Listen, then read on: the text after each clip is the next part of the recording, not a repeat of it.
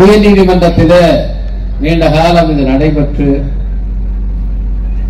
அங்கே அவருக்கு தண்டனை அளிக்கப்படுகிறது. வன்கொடுமை தடுப்பு சட்டத்திற்கு தீண்டாமை பாராட்டிய குற்றத்தின் கீழ் 310 அடிப்படையில் அவருக்கு தண்டனை விதிக்கப்படுகிறது. இந்த தண்டனையை எதிர்த்து ஆறுமுகம் சேர்வை மேல்முறையீடு செய்கிறார் உச்ச நீதிமன்றத்தில்.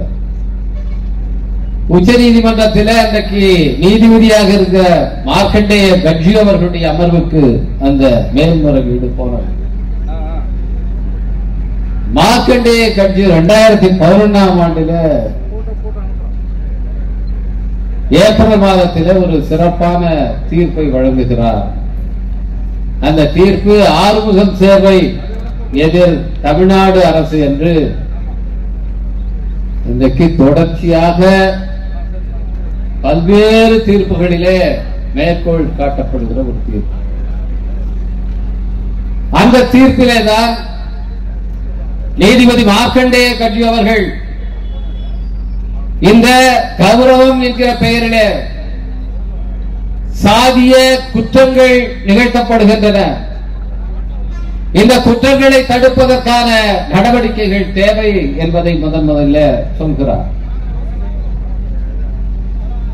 வட மாநிலங்களில் காப் பஞ்சாயத்துகள் என்ற பெயரிலும் தமிழ்நாட்டிலே கட்ட பஞ்சாயத்து என்ற பெயரிலும் சாதிய அமைப்புகள் கூடி இப்படி சாதியின் பெயராலே சாதிக்கு இருக்கிற கௌரவம் என்ற பெயராலே பல்வேறு குற்றங்களை செய்கிறார்கள்.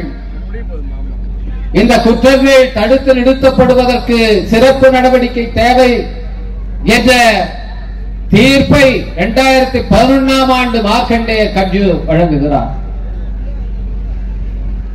இதற்காக சட்ட ஆணையம் நடவடிக்கை எடுக்க வேண்டும் என்று அவர் அறிவுறுத்துகிறார். அதன் அடிப்படையிலே தான் 2012ஆம் ஆண்டு இந்திய சட்ட ஆணையம் ஒரு வரைவு சட்ட மசோதாவை தயாரிக்கிறது.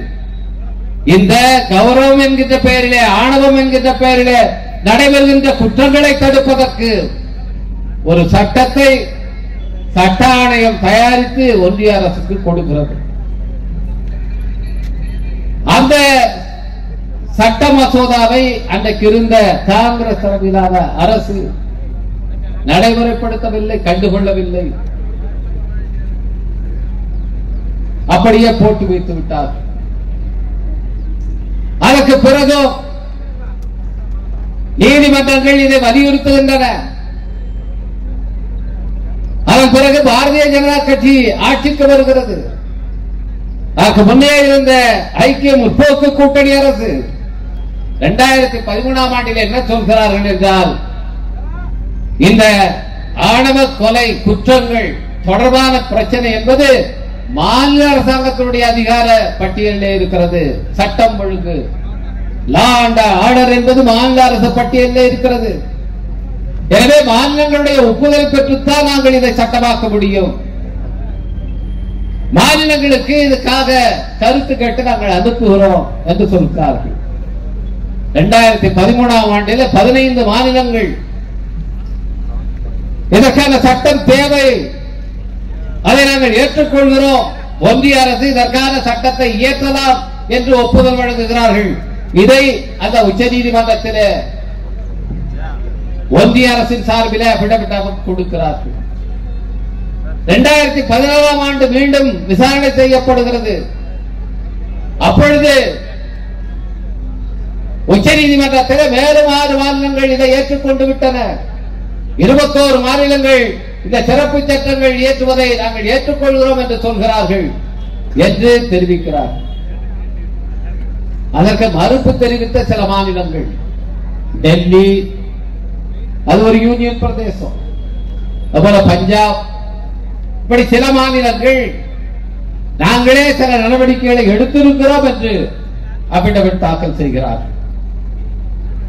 இந்த ஆணவ கொலைக்கான சிறப்பு சட்டம் வேண்டும் என்று மாநில அரசுகள் எல்லாம் ஒப்புதல் அளித்த நேரத்தில் இங்கே ஆட்சியிலே இருந்தது அதிமுக. 2011 இருந்து உங்களுக்கு தெரியும், 10 ஆண்டு காலம் அவர்கள் ஆட்சி செய்தார்கள். இதற்கு எந்த ஒப்புதலை வழங்காமல் காலம் கடத்தியவர்கள் அதிமுக ஆட்சியாளர்கள். 21 மாநிலங்கள் ஒப்புதல் வழங்கிய நேரத்தில் கூட ஒப்புதல் வழங்காமல் இழுத்தெடுத்த அரசு செல்வி ஜெயலலிதா அரசு. ஒப்புதல் வழங்காமல் இழுத்தடித்த அரசு எடப்பாடி பழனிசாமியின் அரசு. எனவே இந்த ஆணவ குற்றங்களுக்கு மறைமுகமாக உடந்தையாக இருந்தவர்கள் அன்றைய அதிமுக ஆட்சியாளர்கள். அதற்காகத்தான் அவருடைய ஆட்சி அகற்றப்பட்டது. திராவிட முன்னேற்ற கழகம் தேர்தல் வாக்குறுதியாக அளித்தது. நம்முடைய மாண்புமிகு முதலமைச்சர் அவர்களே அந்த வாக்குறுதியை அளித்தார். திராவிட முன்னேற்ற கழகம் ஆட்சிக்கு பொறுப்புக்கு வந்தால் நாங்கள் நிச்சயமாக இந்த ஆணவ கொலையை தடுப்பதற்கான சட்டத்தை இயற்றுவோம் என்று சொன்னார். இது தொடர்பாக 2018ஆம் ஆண்டில் உச்சநீதிமன்றத்தில் இன்னும் விரிவான ஒரு தீர்ப்பு வழங்கப்பட்டது. அந்த தீர்ப்பில் பட்டியலிட்டு இருக்கிறார்கள் எந்தெந்த மாநிலங்களிலே இதுவாரியான குற்றங்கள் நடக்கின்றன. ஹரியானாவில் நடக்கிறது, பஞ்சாபில் நடக்கிறது, ராஜஸ்தானில் நடக்கிறது, உத்தரப்பிரதேசத்தில் நடக்கிறது, பீகாரிலே ஒரு பகல்பூர் என்கிற மாவட்டத்திலே நடக்கிறது. அதற்கடுத்து பார்த்தீர்கள் என்றால் எது முற்போக்கு சிந்தனைகளுக்கு விளைநிலம் என்று நாம் எல்லாம் பெருமைப்பட்டுக் கொள்கிறோமோ, இந்தியாவில் வட மாநிலங்கள் கேடுகட்ட நிலையில இருக்கிறது என்று நாம் சபிக்கிறோமோ பழிக்கிறோமோ, அந்த மாநிலங்களுக்கு இணையாக இந்த சாதி ஆணவ குற்றங்கள்ல உச்சநீதிமன்ற தீர்ப்புகளில் இடம்பெற்ற பெருமை தமிழ்நாட்டுக்குத்தான் உண்டு. அதுதான் நம்முடைய தோழர் சிந்தனை செல்வர் அவர்கள் இங்கே இருக்கிற இடைநிலை சாதி சார்ந்தவர்கள் எப்படி இன்றைக்கு சனாதன கருத்தியலுக்கு ஆட்பட்டு இருக்கிறார்கள். தங்களே இழிவுபடுத்தப்பட்ட நிலையிலும், தாங்களே அந்த சனாதன கருத்தியலால் பாதிக்கப்பட்ட நிலையிலும் அந்த கருத்தியலின் தாங்கிகளாக அதை செயல்படுத்துகிறவர்களாக எப்படி அவர்கள் ஆகி போய் இருக்கிறார்கள் என்பதை சொன்னார். இந்த நிலை ஏன் ஏற்பட்டிருக்கிறது? எதற்காக இந்த ஆர்ப்பாட்டத்தை நாம் நடத்த வேண்டியிருக்கிறது? இதற்கு முன்னாலே விக்கிரவாண்டியிலே ஒரு பொதுக்கூட்டத்தை நடத்தினோம். திருச்சி மாநகரிலே தலைவர் எழுச்சி தமிழர் அவர்கள் தலைமையில் நடைபெற்ற அந்த மதச்சார்பின்மை காப்போம் என்ற பேரணியின் தீர்மானங்களை விளக்குகிற பொதுக்கூட்டம். அந்த பொதுக்கூட்டத்தில் நாம் விரிவாக எடுத்து சொன்னோம். இன்னைக்கு பீகார் மாநிலத்தில் என்ன நடக்கிறது? 65 லட்சம் பேருடைய வாக்குரிமை பறிக்கப்பட்டிருக்கிறது. இதற்கான உத்தரவை தேர்தல் ஆணையம் ஜூன் 24ஆம் தேதி அறிவிப்பு செய்கிறது. ஆனால் ஜூன் மாதம் 14ஆம் தேதி திருச்சியில நடைபெற்ற பேரணியில இப்படியான ஆபத்தை எடுத்து சொல்லி எச்சரித்த கட்சி விடுதலை சிறுத்தைகள் கட்சி. அதை நாம் சொன்னோம். நான் போட்ட தீர்மானம் national population register, national register of citizenship, NPR, NRC என்கிற இந்த திட்டங்களை பேரேடுகளை தயாரிக்கிற நடவடிக்கையை ஒன்றிய அரசு கைவிட வேண்டும் என்று வலியுறுத்தினோம். அந்த தீர்மானம் நிறைவேற்றி 10 நாட்களுக்கு பிறகுதான் ஸ்பெஷல் இன்டென்சிவ் டிவிஷன் என்கிற முறையில் இன்றைக்கு பீகாரில வாக்காளர் பட்டியலிருந்து நீக்கப்படுகிறார்கள் 65 லட்சம் பேர். இவ்வளவு பெரிய மோசடி நடைபெற்றிருக்கிறது. இன்னைக்கு ராகுல் காந்தி அவர்கள் பிரஸ் மீட் நடத்தி அந்த ஆதாரங்களை எல்லாம் வெளிப்படுத்தி இருக்கின்றார். இதை தொலைநோக்கோடு சுட்டிக்காட்டி எச்சரித்த கட்சி விடுதலை சிறுத்தைகள் கட்சி. இப்படி நாம் தேசிய முக்கியத்துவம் வாய்ந்த பிரச்சனைகளை எடுத்து மக்களிடத்திலே பரப்புரை மேற்கொண்டிருக்கிறோம். அத்தகைய ஒரு பொறுப்போடு செயல்பட்டு கொண்டிருக்கிற ஒரு கட்சியை நம்மை இன்றைக்கு இங்கே ஆணவ படுகொலை சட்டம் இயற்றுங்கள் என்று கோரிக்கை வைத்து ஆர்ப்பாட்டம் நடத்த செய்கிற ஒரு நிலை தமிழ்நாட்டிலே இருக்கிறது. இன்றைக்கு இருக்கிற மாண்பு முதலமைச்சர் அவர்கள் அவரிடத்திலே அண்மையிலே நம்முடைய தலைவர் அவர்களும் இந்திய கம்யூனிஸ்ட் கட்சி, மார்க்சிஸ்ட் கம்யூனிஸ்ட் கட்சியுடைய மாநில தலைவர்களும் இணைந்து அவரிடத்தில், முதலமைச்சர் அவரிடத்தில் இதற்கான சட்ட வரைவு ஒன்றையும் தாக்கல் செய்திருக்கிறார்கள், சமர்ப்பித்திருக்கிறார்கள். இதை சட்டமாக நிறைவேற்ற வேண்டும் என்று நாம் கேட்கிறோம்.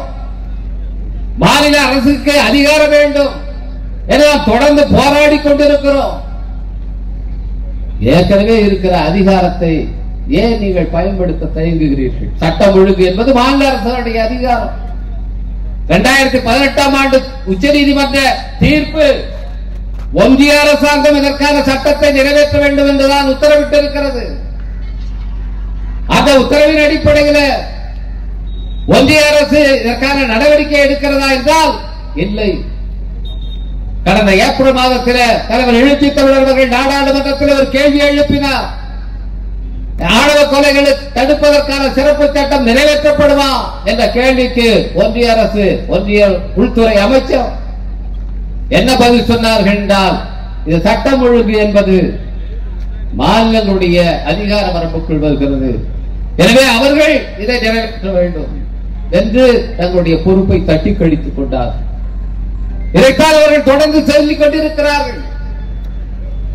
ஆனால் மாநில அதிகார வரம்புக்குள் வருகிற பல பிரச்சனைகளில் இன்றைக்கு தலையிட்டு தொடர்ந்து சட்டங்களை நிறைவேற்றிக் கொண்டே இருக்கிறார்கள்.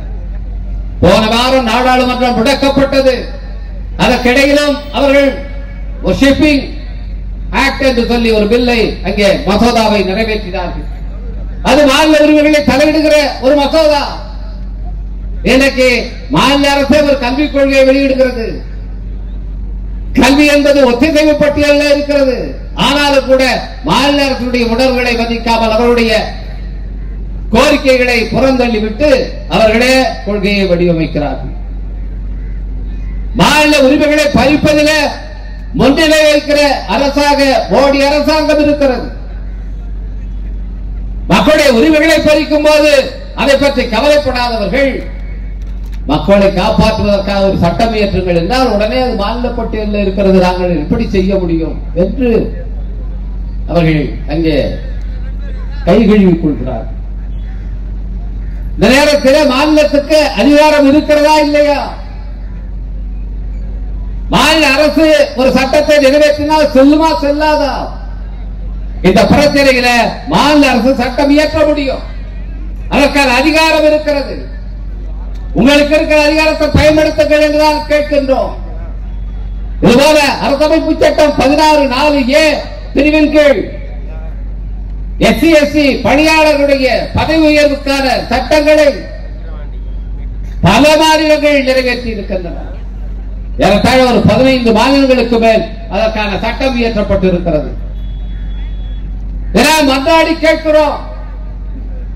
SC/ST பணியாளர்கள் அதிகாரிகளாக இருந்தவர்கள், அவர்களுக்கு சம்பந்தமே இல்லாத உச்சநீதிமன்ற ஒரு தீர்ப்பின் காரணமாக இன்றைக்கு பணியிறக்கம் செய்யப்பட்டிருக்கிறார்கள். இவ்வளவு பெரிய அநீதி தமிழ்நாட்டுடைய வரலாற்றிலே நடத்தப்பட்டதில்லை.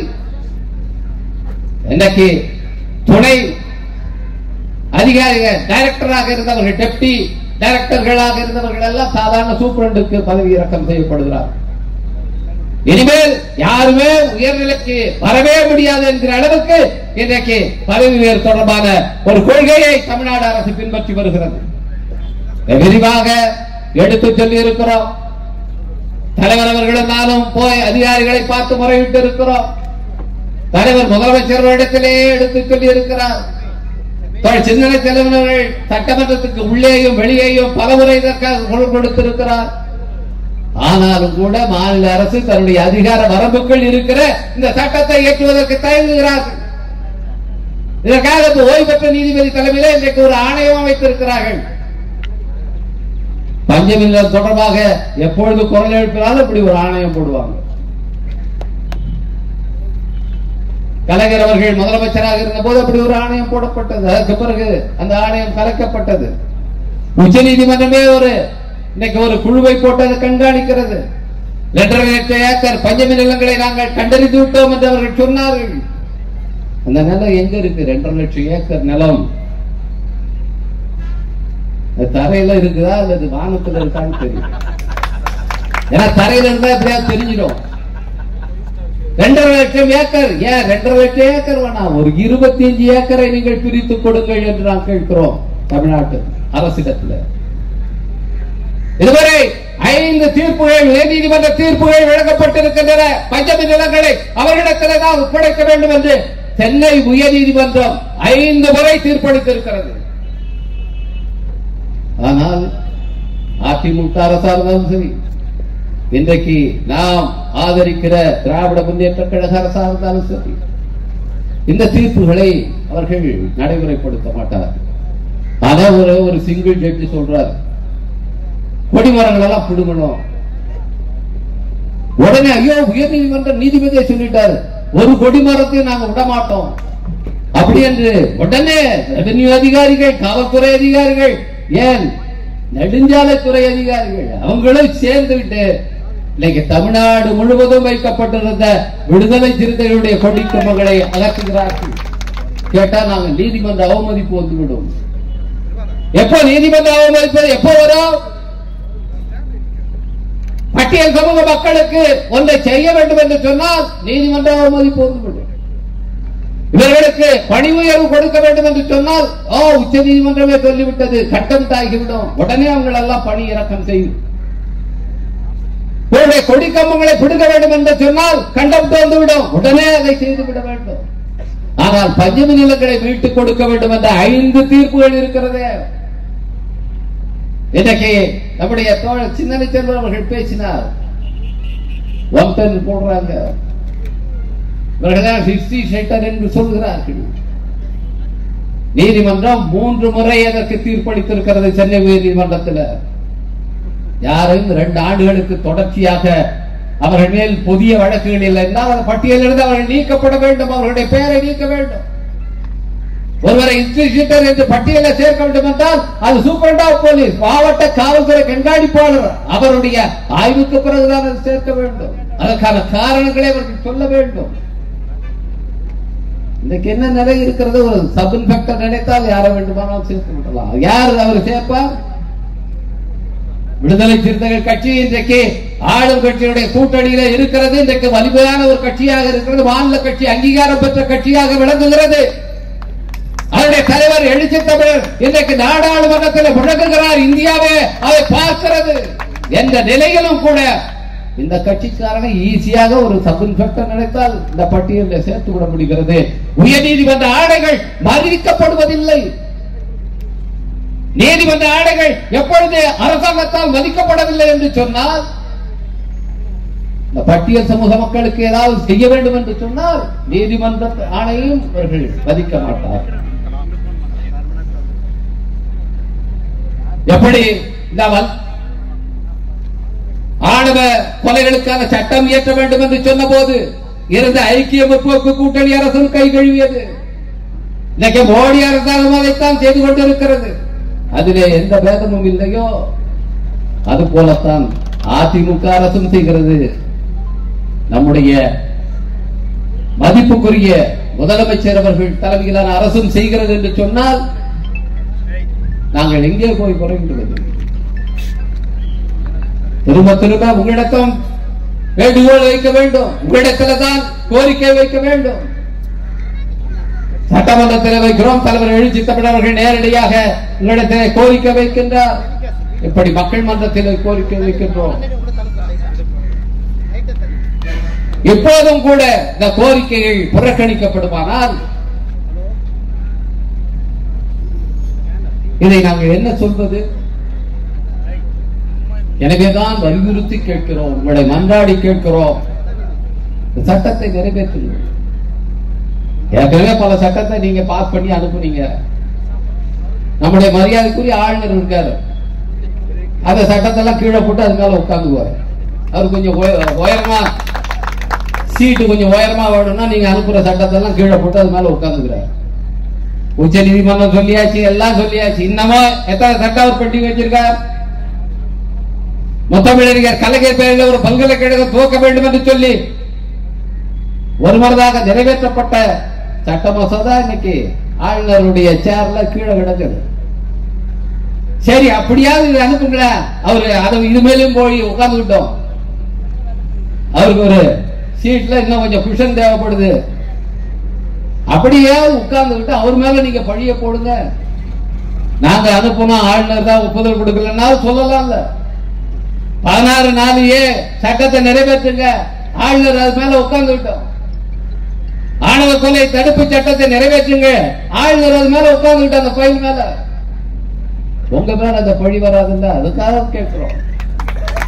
மற்றதெல்லாம் நீங்க அவருக்கு அனுப்புறீங்க, அவர் உட்கார்ந்துக்கிறார். இத அப்படி கூட அனுப்ப மாட்டேங்கிறீங்களே, இது நியாயமா? இன்னைக்கு வட மாநிலங்களை ஒப்பிட்டு நாம் பெருமை பேசிக் கொள்கிறோமே, அந்த தகுதியை நாமே குறைக்கலாமா? தமிழ்நாட்டுடைய பெருமை கீழடியில 2600 ஆண்டுகளுக்கு முன்னாலே எழுத்தறிவு பெற்றவன் தமிழன் இருந்தான். அவன் நகர நாகரிகத்தை எங்கே வைத்திருந்தான் என்பதை பெருமையாக சொல்கிறோம். உலகத்திலேயே இரும்பை கண்டுபிடித்து இரும்பை உருவாக்கி அதை பயன்படுத்திய ஒரு இனம் தமிழ் இனம் என்று இன்றைக்கு நம்முடைய முதலமைச்சர் அறிவிக்கிறார். நாம் எல்லாம் பெருமையோடு சொல்லிக் கொள்கிறோம். கீழடியிலே சாதி இருந்ததா? இன்றைக்கு கண்டுபிடிக்கப்பட்ட பிராமி எழுத்துக்களிலே எங்கேயாவது சாதி அடையாளம் இருக்கிறதா? மத அடையாளம் கூட கிடையாது. அப்படி இருந்த தமிழ் சமூகம் என்னைக்கு மோசமா இருந்த நிலைமைக்கு ஆளானது? நீங்க இன்னைக்கெல்லாம் பயங்கரமா பாராட்டி பேசிட்டு இருக்கீங்களே, சோழர்கள் காலம் பொற்காலம்னு. அத மோடி அரசாங்கம் சொன்னா ரைட்டு, அவங்க சனாதனவாதிகள் அவர் அப்படிதான் சொல்லுவான். ஏன்னா அவனுக்கு லாபமா இருந்த காலம் சோழர்களுடைய காலம். ஆனால் இந்த தமிழ் சமூகத்திலே சாதி என்ற ஒரு நச்சை புகுத்திய காலம் சோழர்களுடைய காலம். அதை திராவிட இயக்கங்கள் போற்றி பாராட்ட முடியுமா? பாராட்டலாமா? எதன் அடிப்படையில் நீங்கள் அதை பெருமைப்படுத்துகிறீர்கள்? ராஜராஜ சோழனுக்கு ராஜேந்திர சோழனுக்கு பெரிய பெரிய கோயில்களை கட்டிவிட்டால் அவர்கள் தமிழ் சமூகத்தினுடைய அடையாளங்களாக மாறிவிடுகிறார்களா? முத்தமிழறிஞர் கலைஞர் மிகப்பெரிய சிலையை திருவள்ளுவருக்கு எடுத்தார். சமத்துவத்தை 2000 ஆண்டுகளுக்கு முன்னாலே பரப்பியவர் திருவள்ளுவர். அது ஏற்கத்தக்கது, புரிந்து கொள்ளக்கூடியது. ஆனால் இன்றைக்கு என்ன நடக்கிறது? எதற்காக இந்த விழாக்களை நீங்கள் கொண்டாட வேண்டும்? முத்தமிழறிஞர் கலைஞருடைய வழியிலே நடக்கிற அரசு, அவரை பின்பற்றி இந்த சமய நிறுவனங்களை சரணாயகப்படுத்த வேண்டும் என்று நாங்கள் கேட்கிறோம். அவர் தான் செய்தார். அனைத்து சாதியினர் அர்ச்சகராக வேண்டும் என்ற சட்டத்தை கொண்டு வந்தார். சமய நிறுவனங்களை சரணாயகப்படுத்துகிற முயற்சி. அறங்காவலர்களாக ஆதி திராவிட சமூகத்தைச் சேர்ந்த ஒரு பெண் இருக்க வேண்டும் என்பதை கட்டாயமாக்கி சட்டம் இயற்றினார். அது சமய நிறுவனங்களை சரணாயகப்படுத்துகிற முயற்சி. அதன் வழியாக மேலும் மேலும் இதை சரணாயகப்படுத்திக் கொண்டு போக வேண்டுமே தவிர அந்த சமய நிறுவனங்களை வலுப்படுத்துவது, பிற்போக்கு கருத்துக்களுடைய மையமாக அதை இன்னும் வலுப்படுத்துவது திராவிட இயக்கம் செய்ய வேண்டிய வேலை அல்ல. தலைவர் கலைஞருடைய ஆட்சி என்று நீங்கள் சொல்கிறீர்களே, நீங்கள் செல்ல வேண்டிய படி அல்ல. இதைத்தான் நாங்கள் சொல்லுகிறோம், சுட்டிக்காட்டுகிறோம். நீங்கள் மார்க்சிய கம்யூனிஸ்ட் கட்சி நடத்துகிற ஆட்சியை போல நீங்கள் நடத்துங்க என்று கேட்கவில்லை. கலைஞர் அவர்கள் என்ன ஆட்சி நடத்தினாரோ, என்ன கொள்கையை பின்பற்றினாரோ, எதற்கு முன்னுரிமை கொடுத்தாரோ அதை செய்யுங்கள். ஏன் சமத்துவ திட்டத்தை கைவிட்டு இருக்கிறீர்கள்? அதை கொண்டு போக வேண்டும் அல்லவா? நாங்கள் இந்தியா முழுக்க அதை கொண்டு போக வேண்டும் என்று இங்கிருந்து திராவிட முன்னேற்ற கழக உறுப்பினர் யாரும் பேசவில்லை. இங்கிருந்து விடுதலை சிறுத்தைகள் தான் நாடாளுமன்றத்தில் பேசினோம். கலைஞர் அவருடைய சமத்துவ திட்டத்தை இந்தியா முழுவதுக்கும் விரிவுபடுத்த வேண்டும் என்று அங்கே போய் கலைஞர் அவருடைய புகழை பேசியது விடுதலை சிறுத்தைகள் கட்சி. நீங்கள் அதை முன்னெடுத்து செல்லுங்கள் என்றுதான் நாங்கள் கேட்கின்றோம். இன்றைக்கு தோழர் சிந்தனை செல்வன் அவர்களுடைய முயற்சியின் காரணமாக நம்முடைய விடுதலை சிறுத்தைகள் சட்டமன்ற உறுப்பினர்களுடைய கோரிக்கையின் காரணமாக, அழுத்தத்தின் காரணமாக, தலைவர் எழுச்சி தமிழர்களுடைய தொடர்ச்சியான அழுத்தத்தின் காரணமாக பல்வேறு திட்டங்கள் இன்றைக்கு நடைமுறைக்கு வந்திருக்கின்றன. இதற்காக நம்முடைய மாண்பு முதல்வர்களுக்கு நன்றி சொல்ல கடமைப்பட்டு இருக்கின்றோம். ஆனால் பொருளாதார முன்னேற்றமோ, கல்வியில நீங்கள் செய்கிற முன்னேற்றமோ, இதை வரவேற்கிறோம். இது நீண்ட காலத்துக்கு தாக்கம் விளைவிக்கக்கூடியது, இந்த சமூகத்தை தலைமுறை செய்ய உதவக்கூடியது, அது மறுப்பில்லை. ஆனால் இந்த திட்டங்களை ஒரு அரசு செய்வதோ செய்யாததோ அவர்கள் விருப்பம் சார்ந்தது. இதை நீங்க செய்யலன்னா யாரும் உங்க போல கேஸ் போட முடியாது. ஆனால் இந்திய அரசமைப்பு சட்டம் சொல்லி இருக்கிறது, எல்லோரையும் சமமாக நடத்த வேண்டும் என்று சொல்லி, தீண்டாமை ஒழிக்கப்பட்டு விட்டது என்று சொல்லி. அது உங்களுக்கு சாய்ஸ் கிடையாது. இதை நீங்க நிறைவேற்றலாமா இல்லையாங்கிறது யாருடைய ஆட்சியாளருடைய சாய்ஸ் சம்பந்தப்பட்டதல்ல. இன்னைக்கு பட்டியல் சமூக மக்களை நீங்கள் தொழில் முனைவோராக்குவதற்காக சட்டம் கொண்டு வந்திருக்கிறீர்கள், திட்டம் கொண்டு வந்திருக்கிறீர்கள். இது உங்களுடைய சாய்ஸ். இதை நீங்க கட்டாயமாக நீங்க செய்துதான் ஆக வேண்டும் என்ற சட்ட நிர்பந்தம், அரசமைப்பு சட்ட நிர்பந்தம் இல்லை. ஆனால் எல்லோரையும் சமத்துவத்தோடு நடத்த வேண்டும் என்பது அரசமைப்பு சட்டம் விதித்திருக்கிற கடமை. அதை நீங்கள் புறந்தள்ள முடியாது, அதை புறக்கணிக்க கூடாது. அதைத்தான் நாங்கள் கேட்கிறோம். இந்த ஆணவ கொலை சட்டம் ஏதோ பட்டியல் சமூகத்து மக்களுக்காக கேட்கப்படுவதல்ல. இந்த ஆணவ குற்றங்கள் என்பது பிற்படுத்தப்பட்ட சமூகத்தினருக்கிடையே நடக்கிறது. முன்னேறிய சமூகத்தினர் என்று சொல்லப்படுகிறவர்களுக்கு பிற்படுத்தப்பட்ட சமூகத்திற்கு இடையிலே நடக்கிறது. ஏன் பட்டியல் சமூக சாதிகளுக்கு இடையிலே நடக்கிறது. அருந்ததியர்களுக்கும் ஆதி திராவிடர்களுக்கும் இடையில, ஆதி திராவிடர்களுக்கும் தேவேந்திர வேளாளருக்கும் இடையில இந்த சாதி ஆணவ குற்றங்கள் நடைபெறுகின்றன. அதுபோல பிற்படுத்தப்பட்ட சமூகம் என்று சொன்னால், கொங்கு வேளாளர்கள் இருக்கிறார் என்று சொன்னால் மற்ற பிற்படுத்தப்பட்ட சமூகத்தினை சார்ந்தவர்களை அவர்கள் சமமாக அங்கே நடத்துவதில்லை. எனவே இந்த சட்டம் ஏதோ பட்டியல் சமூகத்தினர் பாதுகாப்புக்காக நிறைவேற்ற சொல்லுகிற சட்டம் அல்ல. இந்த சாதி என்கிற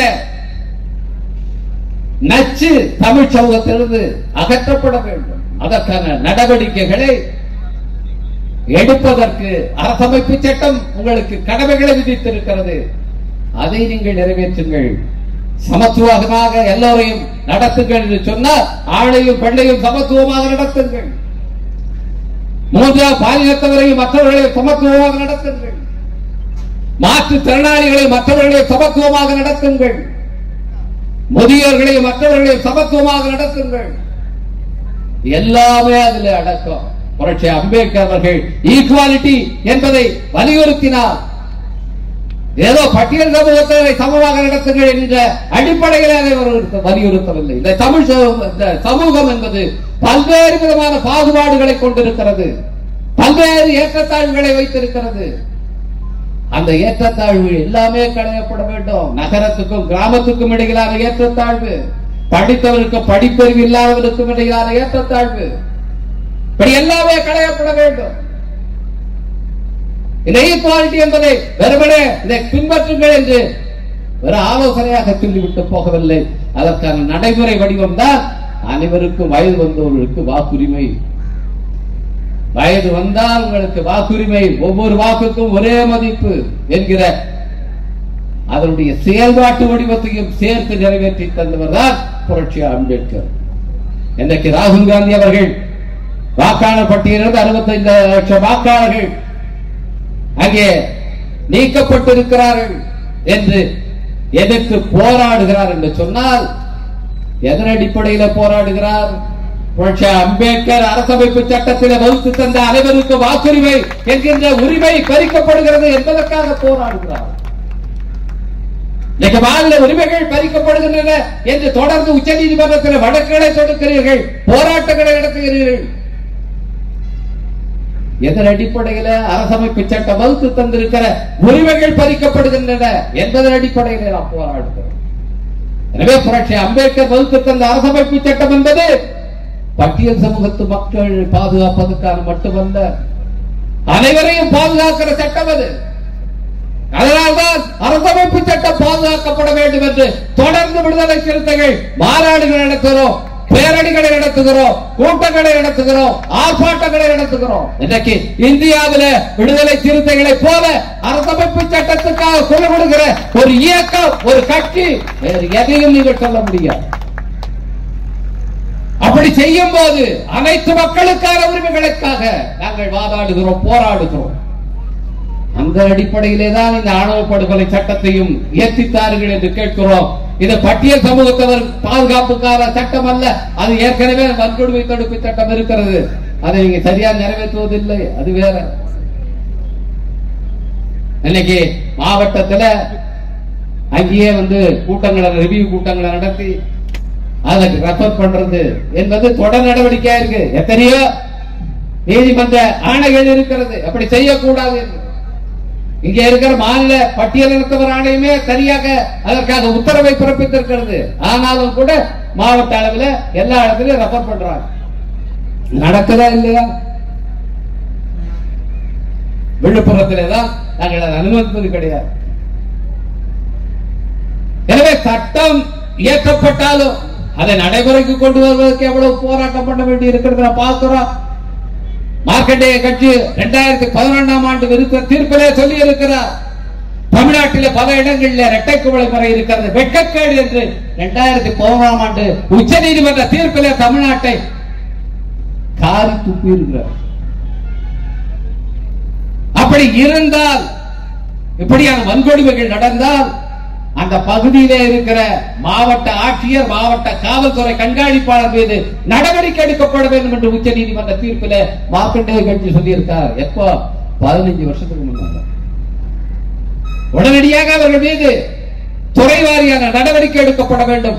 6 மாதங்களுக்குள் அந்த நடவடிக்கையின் அடிப்படையில் தண்டனை கொடுக்கப்பட வேண்டும் என்று சொல்லி இருக்கிறார் உச்ச நீதிமன்ற நீதிபதி. தீர்ப்பு சொல்லி இருக்கிறார்.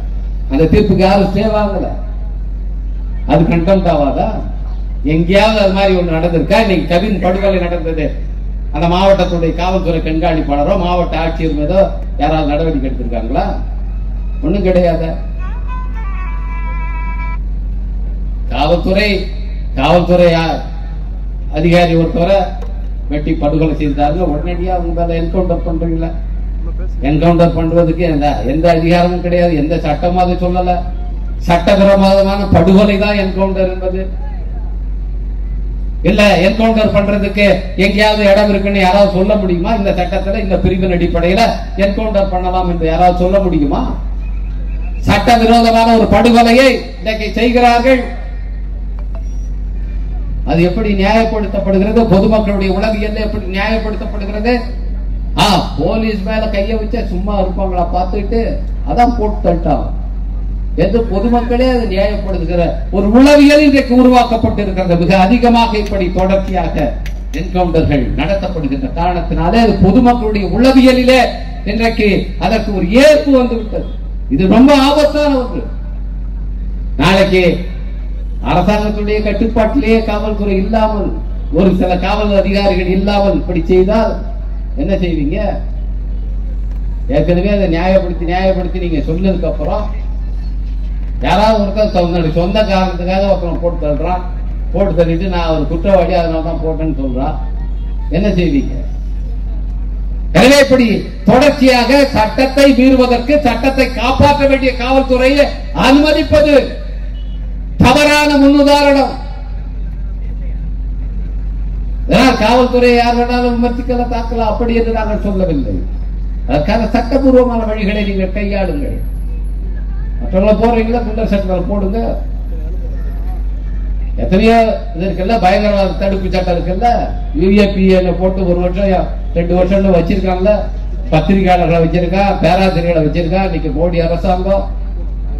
அது போல எத்தனையோ வழிமுறைகள் இருக்க. ஆனால் இப்படியெல்லாம் நடவடிக்கை எடுக்கிறவர்கள் இன்றைக்கு நம்முடைய மாவட்டத்தில் எத்தனை கோயில்ல பட்டியல் சமூக மக்கள் போய் சாமி கும்பிட முடியலங்கிறது நம்முடைய மாவட்ட காவல்துறைக்கு தெரியாதா? மாவட்ட ஆட்சியருக்கு தெரியாதா? நம்முடைய மாவட்டம் மட்டும் இல்ல, தமிழ்நாடு முழுக்க. ஏன் அங்க நடவடிக்கை எடுக்க மாட்டேங்கிறாங்க? அது போய் யாராவது கம்ப்ளைண்ட் ஆகணுமா? கம்ப்ளைண்ட் ஆகிதான் அவங்க நடத்தணும்னு சொன்னா அதுக்கு எதுக்கு அந்த டிபார்ட்மெண்ட்? இன்னைக்கு உச்ச நீதிமன்ற நீதிபதி மார்க்கண்டே கட்சி தீர்ப்பிலே சொல்லி இருக்கிறாரு, 2018 ஆண்டு அளிக்கப்பட்ட தீர்ப்பில் சொல்லப்பட்டு இருக்கிறது, இப்படியான ஆடவ குற்றங்கள் நடைபெற்றால், தீண்டாமை அடிப்படையிலான குற்றங்கள் நடைபெற்றால் அந்த பகுதியிலே இருக்கிற அதிகாரிகளை பொறுப்பேற்க வைக்க வேண்டும். 2018 வெறும் தீர்ப்பை மட்டும் சொல்ல, எல்லா செக்ரட்டரிக்கும் இதை ஆர்டர் அனுப்புங்கன்னு சொன்னாங்க. நாங்க நாடாளுமன்றத்தில் போய் கேள்வி போட்டு இதை அனுப்புறீங்களான்னு கேட்டோம். அவங்க சொன்னா இந்த தேதியில உள்துறை அமைச்சகம் உங்களுக்கு எல்லாம் அனுப்பியிருக்கோம், எல்லா செக்ரட்டரிக்கும். 2018 ஆண்டு எல்லா சீஃப் செக்ரட்டரிக்கும் அனுப்பியிருக்காங்க. அது டைரக்ஷனாக ஆணையாக அனுப்பப்பட்டிருக்கிறது. அந்த ஆணையில இருக்கிறது. ஒவ்வொரு மாநிலமும் அதுக்காக சட்டம் நிறைவேற்றுறது இன்னொரு பக்கம் இருந்தாலும், ஏற்கனவே 2018 உச்ச நீதிமன்ற தீர்ப்பின் அடிப்படையிலேயே இதற்காக மாவட்ட அளவிலே குழுக்கள் அமைக்கப்பட்டிருக்க வேண்டும். இப்படி அச்சுறுத்தல் இருக்குதுன்னா, இப்படியான அச்சுறுத்தல் எந்தெந்த மாவட்டங்களில் இருக்கிறது முதல்ல கண்டறியப்பட வேண்டும். அதற்கான சிறப்பு நடவடிக்கைகள் எடுக்க வேண்டும். இப்படி சாதியவாதிகள் கூடுவதற்கு பஞ்சாயத்து மட்டுமே எடுத்துக்கூடாது. கட்ட பஞ்சாயத்து நடத்தணும் இல்ல. இன்னைக்கு கட்ட பஞ்சாயத்து யார் செய்யறா? நிறைய சாதி அமைப்புகள் செய்யறான். இன்னைக்கு உடம்பு முழுக்க ஒருத்தர் நகை போட்டுட்டு இன்னைக்கு பொண்ணு உடம்பு பேசுறாரு. அவர் என்ன பேசுறாரு? வெளிப்படையாக பேசுகிறார், அதை ஆதரித்து பேசுகிறார். ஒரு கொலையை ஆதரித்து இன்றைக்கு சமூக ஊடகங்களிலே பேசக்கூடிய நிலை இருக்கிறது. ஆனா யாரையாவது விமர்சிச்சு யாராவது பேஸ்புக்ல எழுதுறான்னா உடனே அவங்க மேல கேஸ் போட்டு அவங்க தூக்குறோம்ல. ஆனா இன்னைக்கு ஓப்பனா சாதி தூண்டுறோம், சாதி வெறிய தூண்டுகிறார், இந்த ஆணவ கொலையை ஆதரித்து பேசுகிறார். எத்தனை நடவடிக்கை இல்லையே? நடவடிக்கை இல்லைன்னா என்ன செய்வான்? இன்னும் பல பேர் பேசுவான். அதானே அதை தடுக்க வேண்டும் என்று உச்ச நீதிமன்றம் சொல்லி இருக்கிறது. ஏன் நீங்க நிறைவேற்றவில்லை? நீங்க தனிச்சட்டம் இயற்றுவதற்கு முன்பு என்னெல்லாம் செய்ய வேண்டும்? தடுப்பு நடவடிக்கைகள் என்ன? நிவாரண நடவடிக்கைகள் என்ன? உச்ச நீதிமன்றம் தெளிவா சொல்லி இருக்காங்க. இதைதான் நீங்க செய்யணும். ஒவ்வொரு மாநிலத்துக்கும் சொல்லி இருக்கிறார்கள், தமிழ்நாட்டுக்கும் சொல்லி இருக்கிறார்கள். அதை ஏன் நிறைவேற்றவில்லை? அதை கூட ஏன் நிறைவேற்ற தயங்குகிறீர்கள் என்றுதான் கேட்கிறோம். மாண்பு முதலமைச்சர் அவர்கள் இது தமிழ் சமூகத்தை ஜனநாயகப்படுத்துவதற்கான ஒரு கோரிக்கை, தமிழ் சமூகத்தினுடைய பெருமையை பாதுகாப்பதற்கான கோரிக்கை, சாதியவாதிகளுக்கு எதிரான கோரிக்கை என்று அதை சுருக்கமாக பார்க்காதீர்கள். இவன் ஓட்டு போடுவானா, அவன் ஓட்டு போட மாட்டானான்னு. இன்றைக்கு அதுல இருக்கிற கோபி சுதாகர் அவங்க பரிதாபங்கள்னு ஒரு யூடியூப் போடுவான். அதுல இன்னைக்கு விமர்சித்து போட்டிருக்கான். அவருக்கு நாடு முழுக்க எவ்வளவு பெரிய ஆதரவு. அப்ப என்ன நடக்குது? உண்மையிலேயே இந்த ஆணவ குற்றங்களை எதிர்க்க வேண்டும் என்பதுதான் பொதுமக்களுடைய உளவியலாக இருக்கிறது, மனநிலையாக இருக்கிறது. இதுதான் தமிழ் சமூகத்துடைய பெருமை. சாதியின் பெயராலே ஆட்டம் போடுறவன் ரொம்ப குறைவான பேர் தான் இந்த மாநிலத்துக்கு கெட்ட பேர் கொண்டு வர்றாங்க. இதெல்லாம் பார்த்தா மற்றவங்க என்ன நினைப்பா? என்னடா இது பீகார் தான் அப்படி இருக்குன்னு நினைக்கிறோம், இவனுங்க அப்படி இருக்காங்க என்று கேவலமாக நினைப்பான். ஆனால் இன்றைக்கு பெரும்பகுதியாக இருக்கிற தமிழ் சமூகம் சமத்துவ கொள்கையை தான் ஆதரிக்கிறது, ஜனநாயகத்தை தான் விரும்புகிறது, சமூக நல்லிணக்கத்தை தான் ஆதரிக்கிறது. எனவே மாண்பு முதலமைச்சர் அவர்களே, உங்களை நாங்கள் பணிந்து கேட்டுக்கொள்கிறோம். இதுதான் பெரும்பான்மையான கருத்து. இதற்கு இந்த பரிதாபங்கள் அவங்க போட்டிருக்காங்களே அந்த வீடியோவுக்கு கிடைச்சிருக்க வரவேற்பே உங்களுக்கு சான்று. எனவே நீங்கள் தயங்காமல் இதற்கான சட்டத்தை நிறைவேற்ற வேண்டும். அதுவரை உச்ச நீதிமன்றம் சொல்லி இருக்கிற அந்த வழிகாட்டுதல்களை நீங்கள் நடைமுறைப்படுத்த வேண்டும் என்று கேட்டு அமைகிறேன். நன்றி, வணக்கம்.